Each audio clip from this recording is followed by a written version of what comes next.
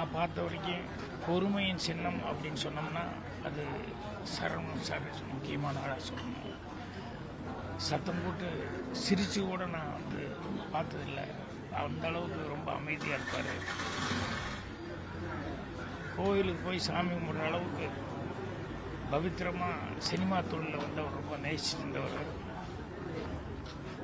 நான் முந்தான முடிச்சு கதையை எந்த பேப்பர் பேனாமல் இல்லாமல் ஃபுல்லாக டெஸ்டிச்சு சொன்னதை வந்து அவ்வளோ ரசித்து கேட்டார்.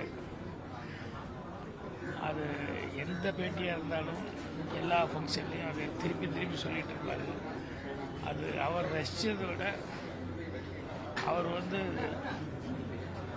அவங்க அப்பா பெரியவர், அவர் இருந்து அதை கேட்குறதுக்கு கேட்டிருந்தா எவ்வளோ சந்தோஷப்பட்டிருப்பார் அப்படின்னு சொல்லிட்டு அதைத்தான் ரொம்ப பெரிய ஏக்கமாகவே சொல்லிக்கிட்டு இருப்பார்.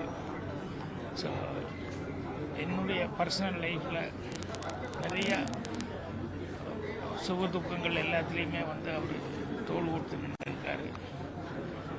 நான் இந்த படம் எடுக்கும்போது அந்த ஏவிஎம் சகோதரர்கள் அவங்க 3 பேர்த்துக்கிட்டையும் அவங்களுடைய பழக்க வழக்கங்கள், அவங்க கேரக்டரு, அவங்க அடுத்தவங்களுக்கு கொடுக்குற மரியாதை, இதெல்லாம் பார்க்கும்போது எனக்கு அவர் பெரியவர் எந்த அளவுக்கு ஒரு குடும்ப தலைவனாக இருந்து இவங்களெல்லாம் இவ்வளோ பொறுப்போடு வளர்த்திருக்காரு அப்படின்னு அவர் மேலே மிகப்பெரிய ஒரு மரியாதை எனக்கு வந்து அவர் சந்திக்க முடியுது. எங்களுக்கு பெரிய ஆதங்கமாக இருக்குது.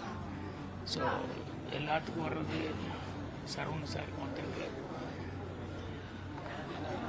சினிமா இருக்கிற வரைக்கும் சினிமா சம்மந்தப்பட்டவங்க எல்லாருமே இன்றைக்கும் தினம் ஒரு தடவை ஏதாவது ஒரு விதத்தில் வந்து இவங்களை வந்து முன்னுதாரணமாக பேசிக்கிட்டு இருப்பாங்க. ஸோ சரவணன் சார் ஒரு குடும்பத்தாருக்கும் சொந்த பந்தங்களுக்கும் நண்பர்களுக்கும் எல்லாத்துக்குமே என்னுடைய ஆறுதல் தெரிவிச்சுக்கிறேன். அவருடைய ஆத்மா சாந்தி அடையணும்னு சொல்லி ஆண்டவனை பிரார்த்தனை பண்ணிக்கிறேன்.